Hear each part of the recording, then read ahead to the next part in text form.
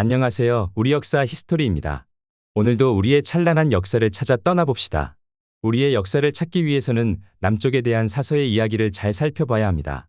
남쪽이라고 말하는 부분에서 보면 그 남쪽에는 그 나라가 있고 그 동쪽에는 그 나라가 있다고 말하는 부분이 있습니다. 그래서 남쪽은 상당히 중요합니다. 기준이 되는 그 남쪽, 말이 많은 일본에서 조작이 가장 먼저 되는 곳으로서 그곳은 낙랑군입니다. 낙랑군 아래 대방군이 있고 그곳에서부터 남쪽에는 백제가 존재하기 때문입니다. 그래서인지 낙랑군에 대한 지리적 위치를 찾기 위해 많은 노력을 하고 있는 실정입니다. 1차적으로 이성계 조선에서 조작을 하였기 때문이고 근대에 들어와서 유물들을 가지고 낙랑군을 조작하였습니다. 그러기 때문에 우리는 낙랑군의 위치를 조작된 위치로 배우고 있는 실정입니다. 인터넷이 발달되고 수많은 정보들이 공유되면서 조작의 냄새가 점점 짙어지고 있는 실정입니다. 일부 역사 교수들은 지금의 북한 평양이 낙랑군하고 관계가 없다라고 말을 하고 있습니다. 앞으로 더 많은 자료가 나와서 낙랑군의 위치를 지금의 북한 평양에서 서쪽으로 수천 리 떨어져 있다라는 것을 알게 됩니다.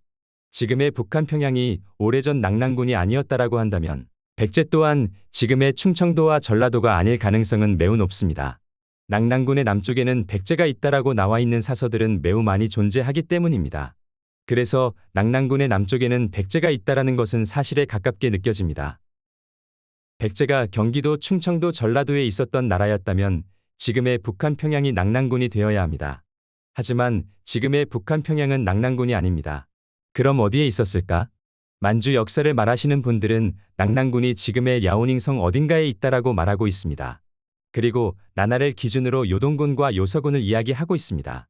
자, 그럼 낙랑군이 야오닝성에 있다라고 가정한다면 백제는 어디여야만 하는 것일까요? 지금의 한반도 서쪽을 백제라고 한다면 낙랑군에서 동남쪽에 백제가 있다라고 말을 해야 합니다. 하지만 사서에서는 항상 고구려의 남쪽 또는 낙랑군의 남쪽에는 백제가 있다라고만 나와 있습니다. 신라 같은 경우는 고구려의 동쪽 또는 동남쪽이라고 사서에 나와 있습니다. 고구려의 동쪽에는 바다이고 고구려의 동남쪽은 신라가 맞긴 합니다. 그러나 고구려의 남쪽, 낙랑군의 남쪽에는 바다뿐이라는 사실이 됩니다. 가장 기본 중의 기본인 낙랑군의 위치를 설정하게 되면 자연스럽게 있어야 하는 낙랑군 남쪽의 백제 위치입니다. 저와 같은 생각을 하시는 분들은 지금의 북경을 낙랑군으로 보고 있습니다. 북경에서 보정 그리고 석가장까지를 보고 있습니다.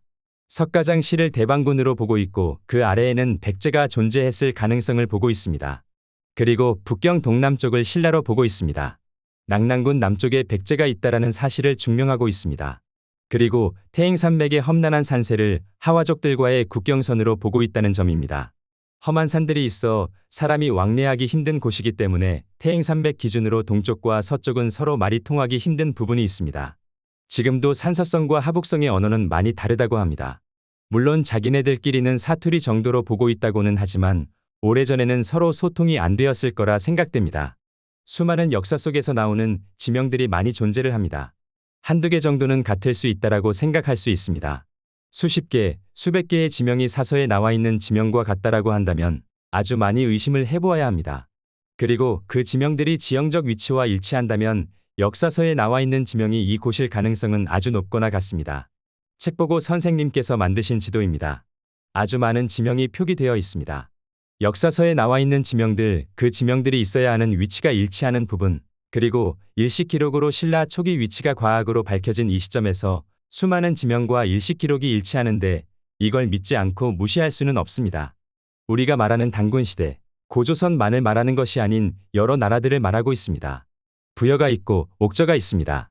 낙랑국이라는 나라도 존재했습니다. 그리고 예국, 맥국도 존재했고 더 나아가 수많은 나라들이 존재했습니다. 중산국도 있고 고주국도 존재했습니다.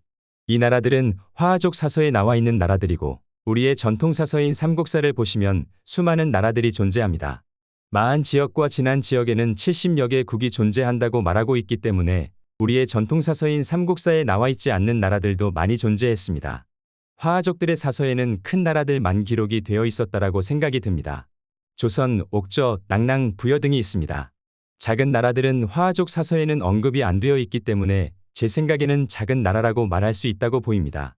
중국정사조선전, 삼국지 위서 동의전을 보시면 마한에 대한 사서 내용이 있습니다. 마한은 모두 50여 국이 있다. 큰 나라는 만여가이고 작은 나라는 수천가로서 총 10만 호이다. 이 시대는 200년대입니다. 이성계 조선시대 인구를 찾아보겠습니다.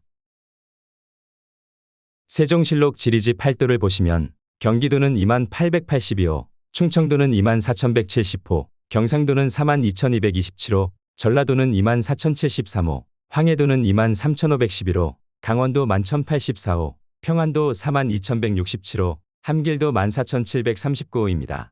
모두 합하면 20만 1,853호입니다. 마흔의 가구 수보다 2배 더 많습니다. 지도 위치 크기를 보면 이성계 조선시대는 20만 호이고 200년대 마흔은 10만 호입니다. 이성계 조선시대의 마흔 지역인 곳을 보시면 경기도, 충청도, 전라도를 마흔 지역으로 보면 6만 9,125호입니다.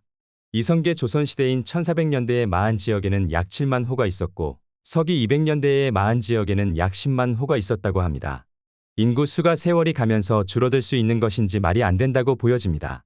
마흔에는 10만 호가 존재했었다고 하니 마흔 지역은 이성계 조선 지역에 반은 된다고 보여집니다. 그러므로 마흔은 한반도에 없었을 것이고 마흔 지역은 지금의 하남성과 산동성 일부였을 거라고 생각이 됩니다. 그리고 그 동남쪽에 진안이 존재했고 그곳에는 12개의 나라들이 있었다고 합니다. 변환도 존재합니다. 지금의 한반도 남한 땅의 크기에 마흔 진안 변환을 다 우겨 넣을 수는 없습니다. 마흔 진안 변환의 크기는 하남성, 산동성, 안희성, 강소성 정도의 크기를 가졌다고 보여집니다. 그리고 사만 위에 낙랑국이 존재했고 옥저도 존재했고 고조선도 존재했습니다. 그 조선 위에 부여도 존재했습니다. 음루와 숙신 등도 존재했습니다. 이 모든 나라들은 우리의 선조들입니다. 이 모든 나라들은 단군의 후예들이며 마지막 단군을 부여해서 끊어졌다고 보여집니다. 한반도도 마찬가지로 단군의 나라였고 한반도에 있던 나라는 이성계 조선에서 흔적을 지워야만 하는 이유가 있었다고 보여집니다. 그 한반도가 이성계 조선이 되어야만 했기 때문이라고 보입니다. 세종실록 지리지에 나와 있는 경주의 인구수는 2332호입니다. 신라의 수도였던 곳으로서 아주 발전된 도시였습니다. 그러나 이성계 조선시대로 들어와서 대도시라고 볼 수 없는 상태입니다. 신라 진흥왕 때 월성에는 수만 명의 병사가 있었다고 합니다. 그리고 인구수로는 17만 8,936호가 있었다고 합니다. 76배가 차이가 납니다. 17만 호가 있었다라고 거짓말이라고 우긴다면 그 사람들은 무엇을 위해 거짓말이라고 말하는 것인지 이해할 수 없을 겁니다. 자신의 선조의 나라 신라의 왕경이 아주 작았을 거라 생각하는 사람들일 겁니다. 자기 부정이라고 생각이 됩니다. 월성에 17만 호가 존재해야 하는 곳은 그 넓은 평야지대가 많은 지역이어야만 가능합니다. 월성의 추정 위치입니다. 해상 왕국이었던 신라, 기마의 나라였던 고구려, 문화강국이었던 백제, 우리의 찬란한 나라들이었다는 것은 사실입니다. 현재 우리 대한민국에서는 자동차 강국이 되었고 배를 만드는 기술 또한 세계 탑입니다. 그리고 문화강국으로 나아가고 있는 중입니다. 우리의 선조들의 기술을 이어와 지금의 대한민국이 되었다는 사실입니다. 지금까지 시청해 주셔서 감사합니다. 우리의 찬란한 역사를 찾아 달려봅시다. 감사합니다.